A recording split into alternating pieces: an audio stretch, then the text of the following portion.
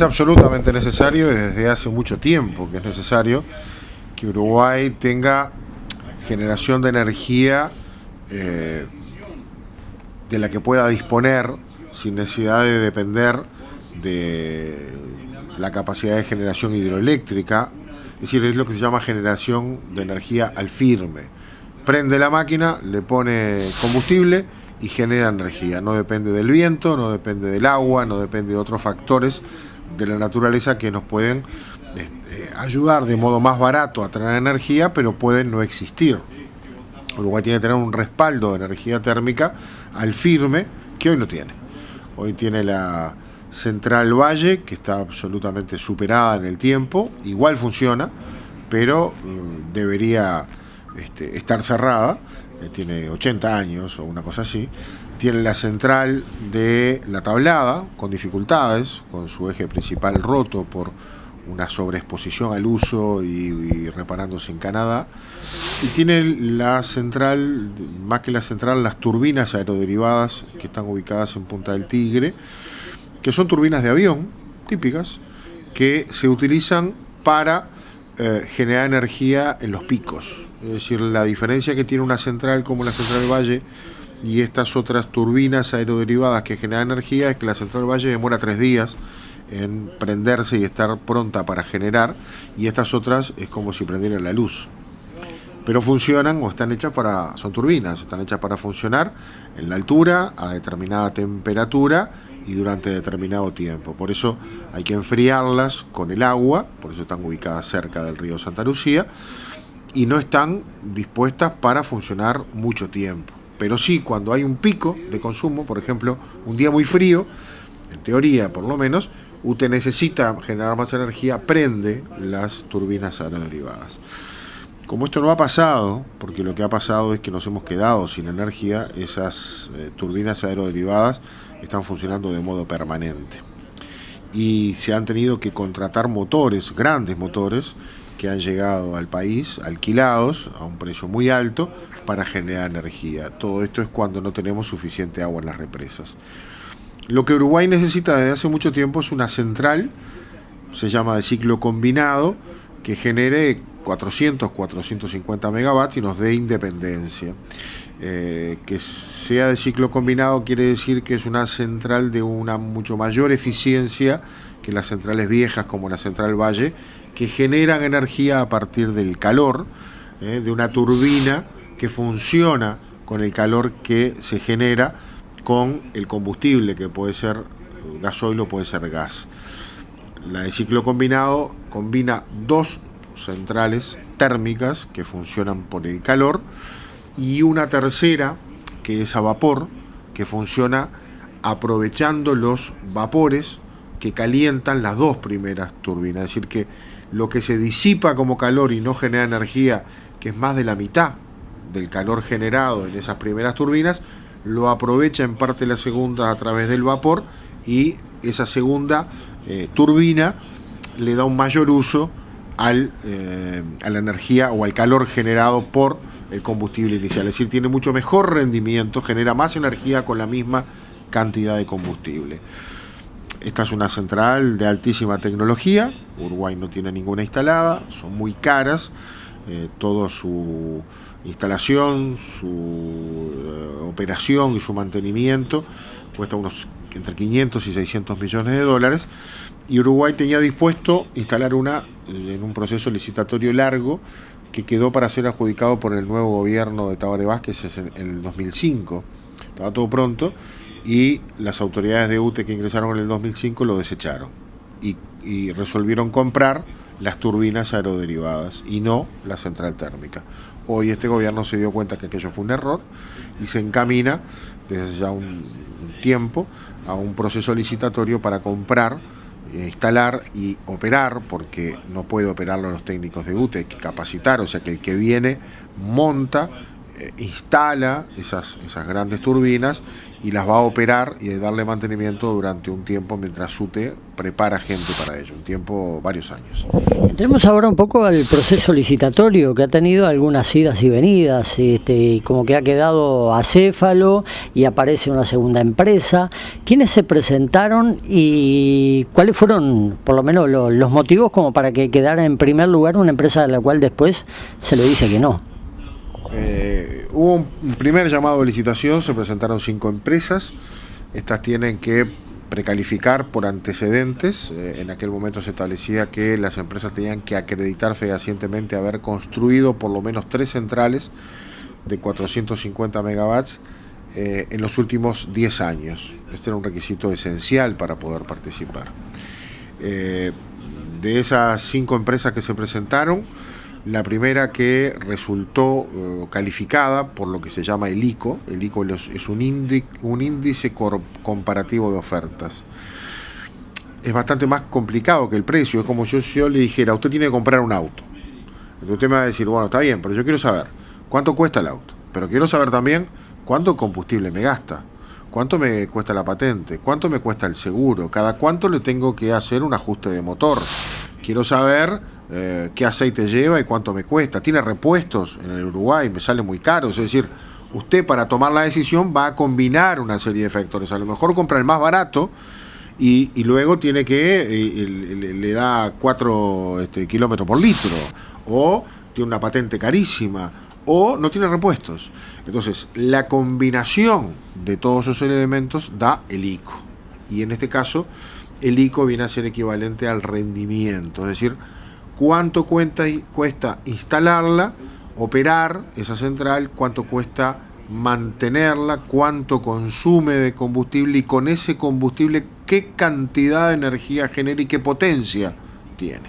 Todos esos elementos forman el valor con el que se selecciona. La primera seleccionada fue HEC Hyundai Engineering Company, una empresa coreana que presentó certificados de haber construido 3 centrales, 2 en Bangladesh, una en Megnagat y otra en Haripur, y una en Brasil, en Portobelo. Y yo demostré que esos certificados eran falsos. Es decir, que no habían sido construidos por esta empresa, que había fraguado estos certificados. Se llaman TOC, Take Over Certificates. Son certificados únicos que solamente se le entregan a la empresa que hizo la obra, que es responsable de la obra, y la entrega del certificado desencadena un proceso que es desencadena las garantías, las obligaciones de pago, etcétera. Es decir, se entregó la obra, el que la compró prende, prueba, está conforme, entrega el certificado. Esos certificados fueron entregados a otra empresa, una empresa que se llama HDS Hyundai, también es Hyundai Engineering and Construction Company. Es parecida, es prima, pero es otra empresa. Otro directorio, otro capital, otro giro, y esa sí tiene experiencia en haber construido estas empresas. Cuando UTE advirtió que había sido engañada en su buena fe y que había tomado como buenos antecedentes de una empresa que no cumplía con ese requisito, anuló la licitación y quedó por el camino Hyundai y no llamó a las que siguieron. La había seguido Ansaldo, una empresa italiana con mucha trayectoria, fue la que hizo la Central Valle, General Electric, Cobra y Electroingeniería, una empresa argentina, fue la quinta, la última. Anuló esa licitación, yo hice una denuncia penal porque se intentó defraudar al Estado, eso está en la justicia, y hizo un nuevo llamado, flexibilizó algunas condiciones, algunos requisitos, por ejemplo, pide experiencia no en los últimos 10, sino en los últimos 15 años, ya no de haber construido centrales de 350 a 400, sino de 150 megawatts, eliminó el requisito del lucro cesante, que era muy pesado para las empresas responder por toda la energía que no se pudiera generar, etc. Se volvieron a presentar 4 de las mismas 5, es decir, las 4 no descalificadas, se presentaron nuevamente y se presentó la verdadera Hyundai, la Hyundai cuyos certificados habían sido utilizados por la otra. Del mismo grupo, pero otra empresa. Se presentó la verdadera. Esta, en este caso, resultó primera Electroingeniería. La que había salido última, resultó primera. La que había salido última en el primer llamado, resultó primera en este. Terminó siendo descalificada porque mintió, porque tampoco tenía los antecedentes, tenía antecedentes en obras de estas, pero como subcontratistas, no como responsable, y además no dijo la verdad en el equipamiento que proponía. Propuso unas turbinas suministradas por Siemens, una compañía especializada en turbinas, casi todas las presentan de Siemens, pero con una mejor desempeño, o sea, generaba más energía con menos combustible. Entonces ganó el ICO, era la mejor. Pero resultó que esa máquina había sido construida por Siemens como de prueba. Se hicieron nada más que 6, mientras que de las otras hay 200 funcionando, de estas había 6. De esas 6 tuvieron problema y la empresa Siemens discontinuó la fabricación de esa máquina en el año 2005, es decir, no está más en sus catálogos. Es verdad, Siemens si se la pide las hace, pero las tiene que hacer, no las tiene. Y eso obliga a un plazo de entrega 6 meses después del que UTE puso como límite para la entrega. Así que esa empresa no dijo la verdad para salir primera. Cuando negoció entonces UTE con esa empresa, porque era la que tenía el mejor ICO, descubrió que había elementos que no eran sostenibles y la descalificó. Ahora está negociando con la segunda. ¿Quién es la segunda?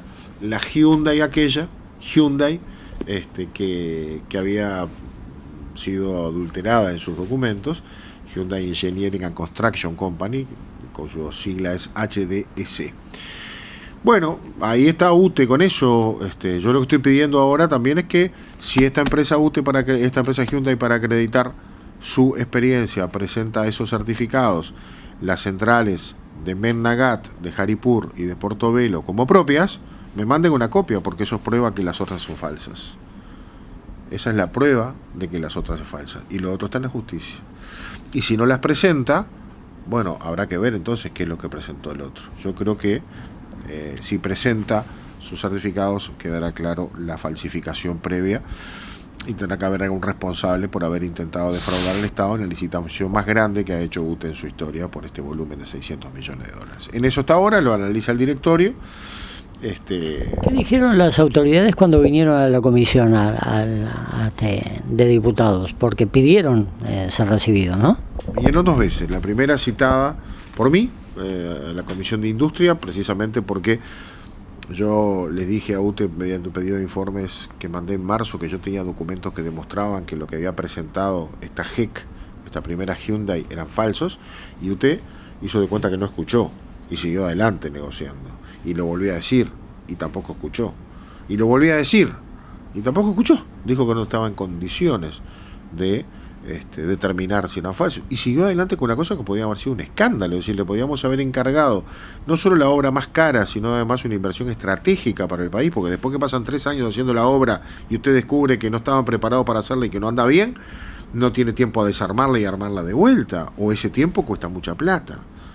$40 millones sale por mes al país no disponer de la energía eléctrica cuando la necesita y la energía hidroeléctrica no está. Eso fue lo que nos costó estos primeros meses del año, $40 millones por año. Si hubiéramos tenido la central, no lo hubiéramos gastado.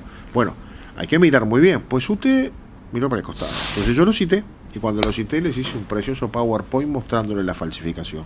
Pero tomé además algunos recaudos y le escribí por mí, lo mismo que podía haber hecho UTE con más autoridad que yo, le escribí diciéndole que yo era un diputado que estaba investigando a quienes, a los que aparecían como habiendo firmado sus certificados. Y esas personas, que eran los gerentes generales de esos proyectos, me decían que jamás firmaron esos proyectos para esa empresa. Y ese era un documento que yo tenía. Y uno de ellos me dijo que estaba dispuesto a venir a declarar. Gente que está en el mundo trabajando en eso y que están al frente de multinacionales que trabajan, que hacen estas obras. Cuando UTE vio eso, tuvo que anular. Se le acabaron los mirar para el costado y anuló. E inició este proceso y para cumplir un poco con el seguimiento parlamentario pidió ser recibida en esta segunda etapa. Vino, mostró, se le hicieron algunas preguntas. Bueno, no le diría que quedamos satisfechos del todo, pero tenemos información de esta etapa del proceso que veremos cómo termina. Sí nos pareció adecuado haber descalificado en este segundo llamado a quien mintió y que resultó precalificado primero, que es esta Electroingeniería, esta empresa argentina, que más allá de que es una empresa muy vinculada a la familia Kirchner, muy favorecida por una cantidad de contratos con el gobierno argentino. Más allá de eso, y más allá de que es muy cuestionada por la cantidad de litigios que has tenido, por las denuncias de sobreprecios, de coimas, por denuncias que tiene el territorio norteamericano, etcétera. Más allá de eso, no cumplió con los requisitos. Es decir, no hizo lo que dijo que iba a hacer, no presentó, no pudo sostener la oferta que hizo. Es decir, es como lo que yo le decía del auto. Después puso el auto a andar y no daba 200,20, daba 15,20. No tenía el motor que decía, tenía otro motor. No salía 10, salía 15. Entonces se cayó y además no tenía los antecedentes. Y eso lo respaldamos a UTE. UTE tomó una decisión correcta. Tuvo que, más allá de las críticas que del gobierno argentino puedan venir, tuvo que tomar esa decisión porque atrás había otros 4 oferentes mirando y diciéndole a UTE, estamos mirando, usted puso reglas, tiene que cumplirlas, si no, vamos a actuar judicialmente contra UTE, era obvio. Y UTE eligió el camino no de anular, como hizo en el primer caso, eligió el camino de llamar al segundo. Y llamó al segundo, que es esta HDS, esta empresa también coreana, también Hyundai, con la que está negociando ahora a ver si cumple con la oferta que hizo. Si no, deberá llamar a la tercera. ¿Cuánto de responsabilidad tiene esto las autoridades y fundamentalmente, digo, técnicos o gerentes capacitados que debe tener UTE para llegar a dar tantos pasos sin saber todavía el rumbo cierto? La responsabilidad de los directores está establecida en la Constitución de la República y los directores son responsables con su patrimonio. Nunca se ha aplicado, pero así lo dice cuando toman decisiones a sabiendas que pueden comprometer el patrimonio del organismo. Este tema lo manejamos en la primera comparecencia de UTE. Lo hicimos frente al ministro y frente al presidente de UTE. Los técnicos son los que tienen que, con su firma, avalar los estudios que dicen. Ahí la responsabilidad es más discutible.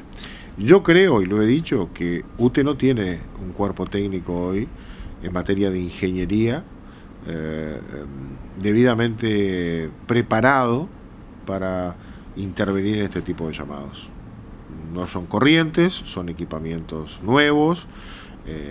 Uruguay no tiene estas instalaciones y a mí me da la impresión que ahí hay cierta debilidad del organismo para poder calificar la calidad de la oferta que hacen las empresas que aquí van a competir y auditar su tipo de trabajo. Creo además que hay en UTE un aflojamiento de los controles sobre los equipos técnicos de ingeniería que han generado y van a generar algunos problemas más. Es una preocupación que yo en lo particular tengo frente a un ente que tiene una enorme responsabilidad, porque ya la energía eléctrica no es solo la luz de los hogares, que es muy importante, no solo es calentar el hogar y tener energía para los alimentos.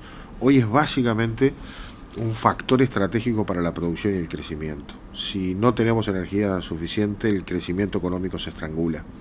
Y UTE, para un país que no tiene petróleo propio, cumple un papel fundamental allí. Y entonces, no solo tenerlo, sino tenerlo a precio adecuado, es un requisito imprescindible de cualquier proyecto productivo que queramos tener. Así que usted tiene que dar certezas y seguridades en la materia. Va en un proyecto de largo plazo, sustituyendo la matriz energética vía combustible, de modo de incorporar junto a la hidroeléctrica la eólica, por ejemplo, pero todos sabemos que eso lleva tiempo, lleva mucha inversión, se están haciendo recién las primeras experiencias y vamos a tener un tiempo largo. Viene todo el tema de la regasificadora para tener gas como parte de la otra matriz energética y poder no ser tan dependientes del gasoil e incluso más barato, pero también todos estos son proyectos de mediano plazo. UTE en todos ellos cumple un papel fundamental, transforma eso en energía y la distribuye. Entonces sus capacidades técnicas son realmente un requisito esencial para el desarrollo del país, y me parece que ahí hay que invertir un poco más. Punto de mira. Periodismo con identidad.